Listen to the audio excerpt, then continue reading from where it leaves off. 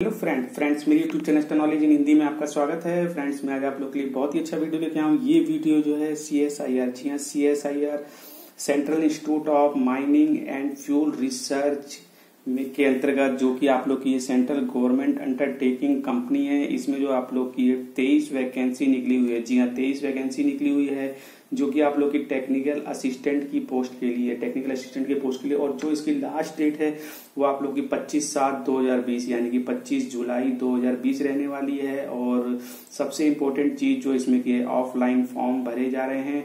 As जो इसमें रखी गई है 18 से 28 साल एज रखी है। एज में आप लोग को यहाँ पे छूट मिलेगी, जैसा कि गवर्नमेंट जॉब में दिया जाता है SC ST OBC को। और सबसे बड़ी चीज जो है कि ऑल ओवर इंडिया से आप लोग इसमें अप्लाई कर सकते हैं और ऑल ओवर इंडिया ही आप लोग ज्वाइनिंग ले सकते हैं। जहां भी CSIR की जो रिसर्च इंस्टीट्यूट वगैरह हैं, ठीक है, वहां ऑल ओवर इंडिया आप लोग ज्वाइनिंग ले सकते हैं।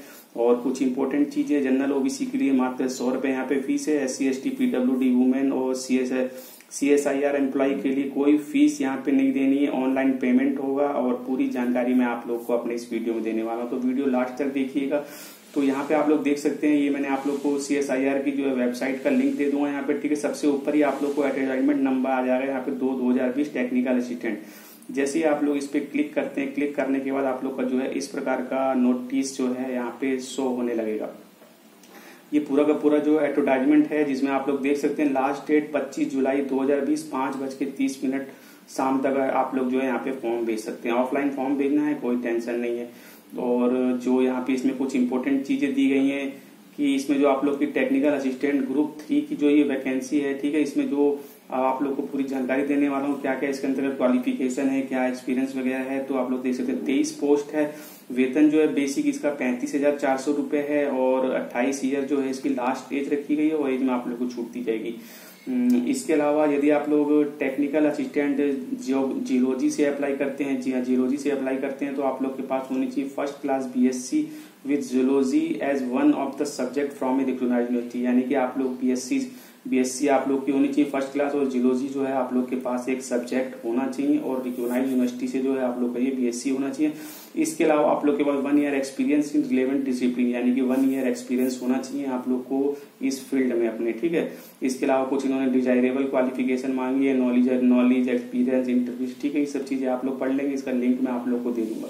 इसमें पोस्ट दी गई है, जनरल के लिए 3, OBC के लिए 1 और SC के लिए 1 वैकेंसी है। इसी प्रकार से टेक्निकल केमिस्ट्री के लिए आप लोग BSc होने चाहिए, और आप लोग जो केमिस्ट्री जो एक सब्जेक्ट आप लोग के पास होनी चाहिए BSc में, रिकॉग्नाइज्ड यूनिवर्सिटी से होनी चाहिए। और इसके अलावा जो 1 साल का आप लोग के पास एक्सपीरियंस होना चाहिए रिलेवेंट डिसिप्लिन में, ठीक है। इस फील्ड में आप लोग को 1 साल का एक्सपीरियंस होना चाहिए। इसके अलावा इन्होंने कुछ डिजायरेबल मांगा हुआ है, आप लोग इसे देख सकते हैं, ठीक है। इसमें जनरल की 3, OBC की 1 और SC की 1 वैकेंसी है। इसी प्रकार से टेक्निकल असिस्टेंट जूलॉजी के लिए, जूलॉजी में आप लोग को जो BSc होनी चाहिए, फर्स्ट क्लास BSc होनी चाहिए, और जूलॉजी आप लोग के पास एक सब्जेक्ट होना चाहिए BSc में, और 1 ईयर का एक्सपीरियंस होना चाहिए जो ये रिलेटिव फील्ड है, ठीक है। इसके अलावा कुछ डिजायरेबल इन्होंने मांगा हुआ है, यदि एक्सपीरियंस है रिलेटिव, कुछ डिजायरेबल आप लोग के पास है, ऐसी कुछ क्वालिफिकेशन है तो आपके लिए बहुत अच्छा है, नहीं तो इसकी कोई जरूरत भी नहीं, ठीक है। इसमें EWS की 1 वैकेंसी है, ST की 1 वैकेंसी है। इसी प्रकार से माइनिंग इंजीनियरिंग के लिए, यदि आप लोगों ने डिप्लोमा कर रखा है फर्स्ट क्लास माइनिंग इंजीनियरिंग में, जी हाँ रिकॉग्नाइज्ड यूनिवर्सिटी से 3 साल का फुल टाइम ड्यूरेशन, यानी कि 3 ईयर फुल टाइम ड्यूरेशन का आप लोगों ने डिप्लोमा कर रखा है माइनिंग इंजीनियरिंग में, तो आप लोग इसके लिए अप्लाई कर सकते हैं। या फिर आप लोगों ने 2 year full time duration in case of literal, या आप लोगों ने लिटरल एडमिशन लिया है तो 2 साल का आप लोगों ने डिप्लोमा कर रखा है, तो आप लोग इसमें अप्लाई कर सकते हैं। लिटरल एडमिशन के बारे में आप लोग जानते होंगे। यदि आप लोग डायरेक्ट एंट्री लेते हैं डिप्लोमा में 12th के बाद, या फिर ITI के बाद 2nd ईयर में, तो आप लोग को लिटरल जो इसे एंट्री मानी जाती है, ठीक है। इसके अलावा जो आप लोग को experience in relative area recognised university, तो आप लोग के पास इस फील्ड में यदि एक्सपीरियंस है तो आप लोग इसमें अप्लाई कर सकते हैं। इसके अलावा कुछ डिजायरेबल मांगा हुआ, इसमें आप लोगों को पोस्ट दी हुई है, जनरल के लिए 4, OBC के लिए 2, SC के लिए 1 वैकेंसी है यहाँ पे। इसके अलावा मैकेनिकल इंजीनियरिंग में यदि आप लोग first class diploma in mechanical engineering में है, 3 साल का फुल टाइम कर रखा है तो अप्लाई कर सकते हैं, या फिर 2 साल का आप लोग लिटरल एडमिशन लिया है तो भी अप्लाई कर सकते हैं।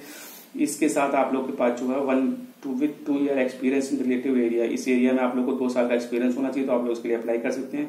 और इसके अलावा को डिजायरेबल मांगा हुआ EWS के लिए 1 वैकेंसी, ठीक है। आप लोग देख लेंगे। इसी प्रकार से first class diploma in chemical, यदि केमिकल इंजीनियरिंग के लिए अप्लाई करते हैं तो 3 साल वाला, या फिर 2 साल लिटरल एंट्री वाली, या फिर इसके अलावा आप लोग के पास जो 2 ईयर का एक्सपीरियंस होना चाहिए। OBC की 1 वैकेंसी और जनरल की 1 वैकेंसी है। इसी प्रकार से आप लोग जो है टेक्निकल असिस्टेंट इलेक्ट्रिकल इंजीनियरिंग के लिए अप्लाई कर रहे हैं तो डिप्लोमा इन इलेक्ट्रिकल इंजीनियरिंग होनी चाहिए, 3 साल फुल टाइम या फिर 2 साल लेटर एंट्री होनी चाहिए, और इसके अलावा 2 ईयर का आप लोग के पास एक्सपीरियंस होना चाहिए, और डिजायरेबल इन्होंने कुछ मांगा हुआ है, आप लोग पढ़ लेंगे, ठीक है। ऑटोकैड वगैरह मांगा हुआ है।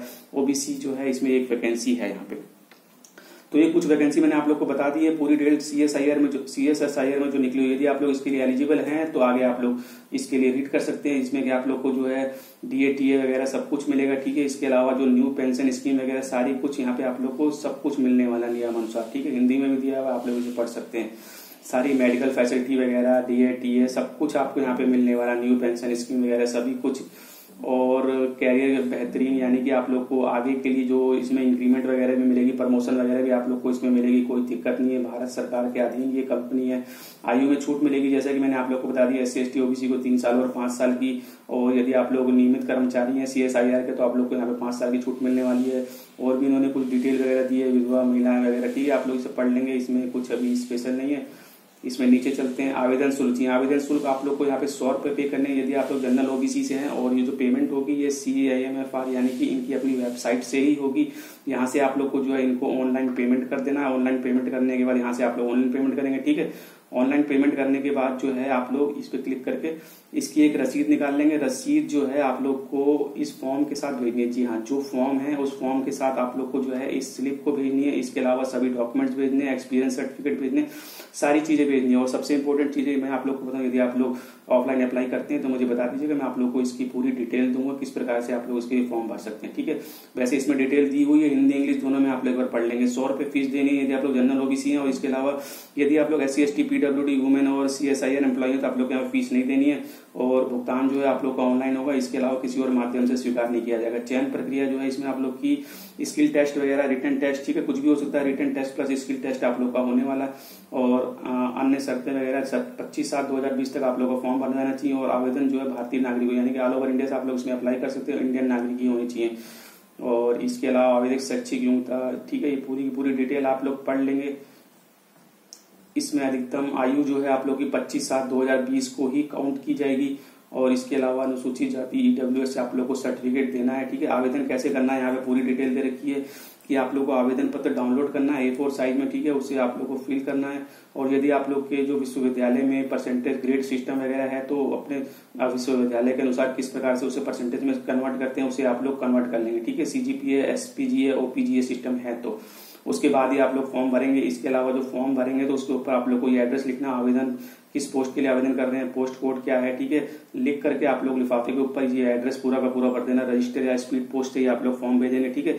फॉर्म के साथ साथ क्या लगाना है मैं आप लोग को बता दूं, पेमेंट स्लिप, यदि आप लोग जनरल OBC से तो पेमेंट स्लिप लगानी है, एक्सपीरियंस सर्टिफिकेट लगानी है, एजुकेशन क्वालिफिकेशन लगानी है, फॉर्म लगाना है, 2 सेल्फ एड्रेस एनवलप लगाने हैं जिसमें 22 रुपए के टिकट लगे और अपना सेल्फ एड्रेस लिखा हो। इसके अलावा सभी डॉक्यूमेंट जो आप लोग को सेल्फ अटेस्ट होने चाहिए, ये पूरी की पूरी चीजें आप लोग को लगानी है। और फॉर्म आप लोग को भेज देना है इस एड्रेस पे जो इन्होंने बताया हुआ है, ठीक है, 25/7/2020 से पहले। तो फ्रेंड्स मैंने आप लोगों को पूरी जानकारी दे दी है CSIR में जो आप लोग की टेक्निकल असिस्टेंट की वैकेंसी निकली हो। यदि आप लोग भी अप्लाई करना चाहते हो तो मुझे बताइएगा, मैं आप लोग को पूरी जानकारी दूंगा कैसे ऑफलाइन इसका अप्लाई कर सकते हैं। बट अभी आप लोग से विदा चाहूंगा, जाने से पहले ये कहूंगा चैनल पर चैनल को सब्सक्राइब कीजिए, वीडियो को लाइक जरूर कीजिए, बेल आइकन वाले बटन को जरूर दबाइए ताकि इसी प्रकार के वीडियोज में आप लोग ले आता हूँ। Okay friend, bye, thank you, see you next time.